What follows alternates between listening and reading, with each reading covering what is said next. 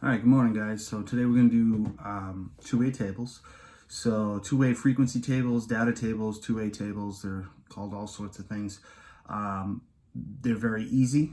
It's just kind of a new way of looking at this math topic. So I'll explain how to read them, I'll explain how to find information within them, and then I'll go through some Khan Academy assignments so that you can see how to answer the questions. Okay?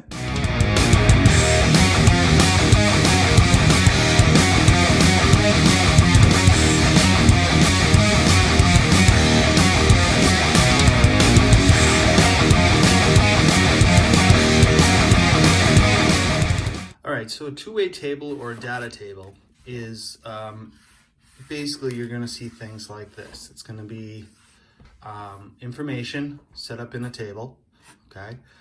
You're going to have categories in columns that are cross-referenced in rows, okay? Now in science you may see this, I think they call it a Punnett square, where you kind of you see which genes go with other genes. I don't know, I'm not a science teacher, but it's similar premise where we have cross sections here. This column goes with this row. So if I said this was maybe boys and this was girls and this was total, okay, I could say, well, maybe there's 6 boys, there's 7 girls, and then the total would be 13 altogether. Okay, now I can also cross-reference that with information on the side and say maybe they play sports and they don't. Okay, and I could start saying, well, 6 boys play sports, but 3 of the boys don't. Okay, and maybe 7 girls play sports, but 9 girls don't. Okay, and here we would say the total across would be 12. Now what we're saying is that a total of 13 students play sports and a total of 12 students don't play sports. Now we could add a row and we would then say these are, all the totals. Okay, so now we have a total. How many boys total? Well, 6 play, 3 don't, so total there's 9 boys. 7 play, 9 don't, there's a total of 16 girls. Okay, and then the total of the totals, well, a total of 13 kids play sports and a total of 12 kids don't, but an absolute total would be 25 kids in all, right? So if this were a classroom, there'd be 25 kids in this class. 16 are girls, 9 are boys, 13 play sports, 12 don't, and then you break it down even more into who does what. That is a two-way table, okay? Then when we get into what's called the frequency piece of it is when we look at percentages, okay? And that's gonna be a separate video. This one is just basically how to read or set up a basic two-way table, okay? All right, so here we have the Khan Academy Create Two-Way Frequency Tables. We're gonna set this up. Now they've already given us blanks, spaces to fill in numbers. We just have to read the information and fill in the appropriate values. All right, so let's take a look at what our frequency table shows. It shows somebody that wore a tie, somebody that did not wear a tie. It shows somebody who got a compliment and somebody who didn't receive a compliment. Okay, now the question or the setup says, can you help Leah organize the results into a two-way frequency table?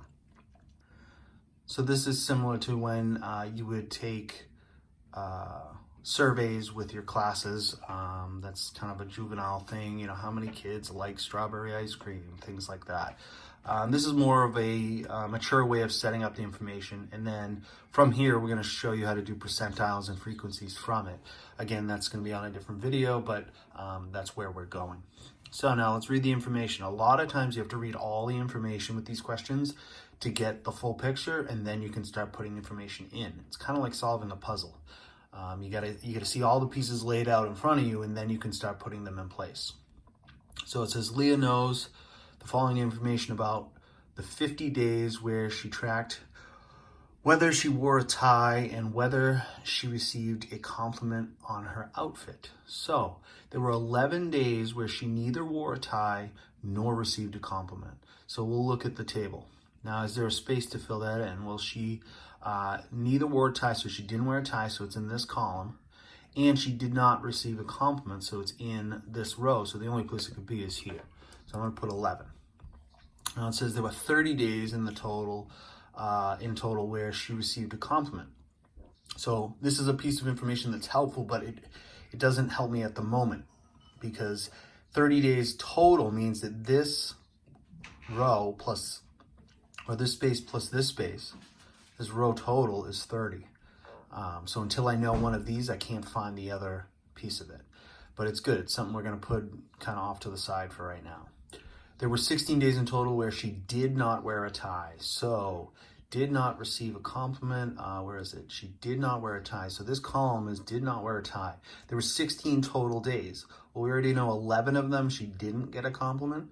Well, to get that total 16, I'd want to add 11 plus 5. There's my total of 16. And now I know that 5 days she did not wear a tie, but she did get a compliment.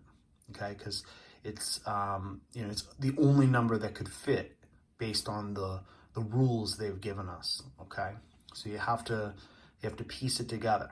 Now let's backtrack. If there were 30 days in total where she received a compliment, that's this row here, and 5 of them she didn't wear the tie. Well, again, just like we went 11 plus 5 is 16, we got to say 5 plus a number is that total of 30. So we'll say 5 plus 25. That tells me she wore a tie 25 days, received a compliment 25 times, she wore a tie. The 5 days she didn't wear a tie, she still received a compliment. Okay. And then this last number, usually we can kind of figure this out just by the numbers where they are.